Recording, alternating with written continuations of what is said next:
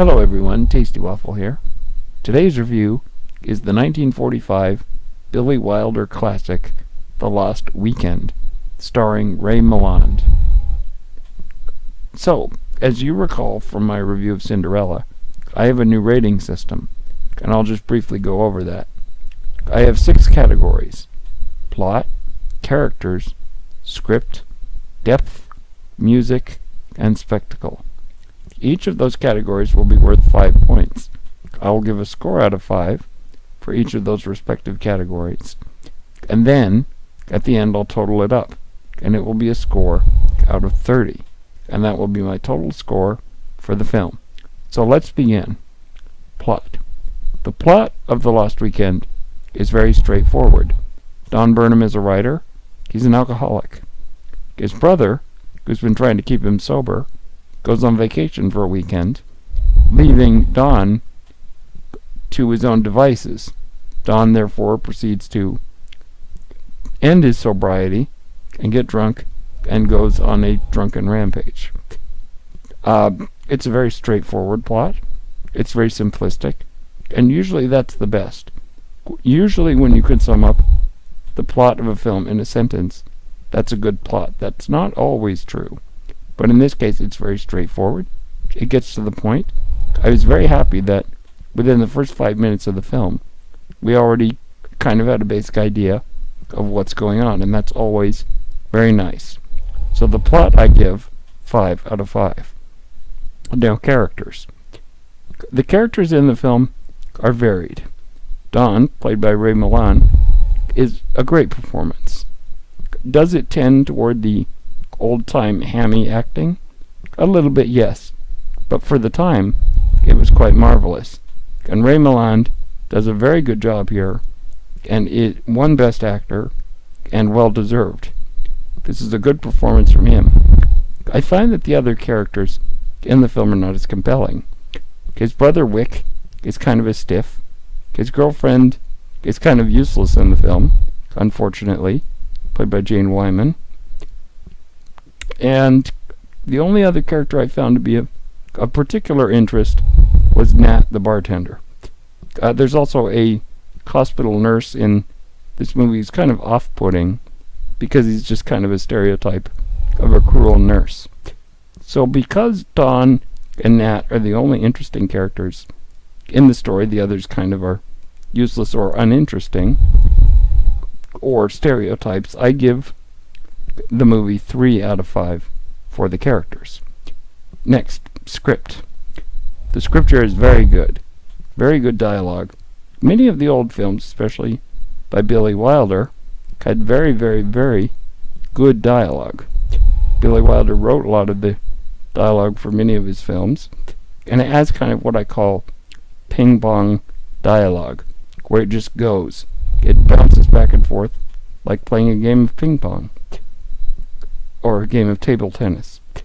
And I really find that those kind of scripts are the most appealing to me, and I found that the script for The Lost Weekend was very good.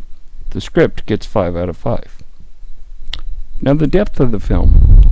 Depth is a very tricky thing to define. It's based on what kind of film it is. Not every film is designed to make you think. Therefore, you can't always look at a film and say, if this film doesn't make me think, it doesn't get a good score on the depth.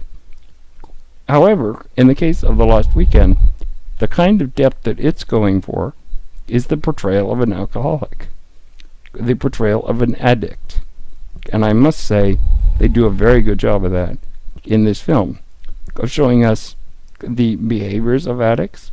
Don tries to justify his addiction by saying he's a better writer when he's drunk, and also he has all sorts of things. He has places he hides the liquor from his brother. He has a way to schedule it, going, well, if my brother's out for 5 minutes, that gives me time to get a drink. He does that a lot. He has a lot of these compulsive behaviors, typical of addicts, such as trying to justify his problem, trying to hide his problem, trying to figure out sneaky ways to indulge in his alcoholism. So it's a very interesting examination of an addict. Therefore, I give the depth of the film 5 out of 5. Now, the next category is the music. The music in the film by Miklos Rozsa is generally pretty good. The main theme is very strange. It sounds like something out of the Twilight Zone. It has a very alien, very strange, very otherworldly sound to it, and I think it's there to represent the sort of insanity of Don's addiction. And I find that really worked very well. However, much of the music in the rest of the film did what a lot of old movies did, where it tries to give us an emotional resonance to a scene, but it tries too hard, where it's got this music that's trying to sort of hammer you over the head with a sense of emotion. And they did this a lot in a lot of old movies. You can't really penalize the film because of that, but there are many old films that did it much better. Casablanca has a lot of underscoring, but it never was distracting. There are some scenes in The Lost Weekend where the background music is distracting, and therefore I give the film 4 out of 5 for the music. Spectacle, I'll give 4 out of 5. This is not a film that relies on visual artistry. There are some very interesting camera shots.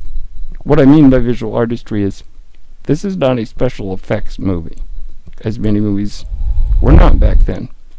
I can't really penalize the film because of that, because that's not what it's trying to be. There was 1 or 2 shots in here.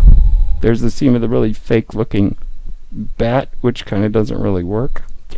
But overall, this comes up with some very inventive camera shots and camera angles, and does some neat things, especially when Don is at the opera. There's a great scene in here. So I will say that the spectacle of the film does pretty well, but I'll give it a 4 out of 5. Therefore, the total score coming here on The Lost Weekend is 26 out of 30. This is a good film. If you have not seen it, see it.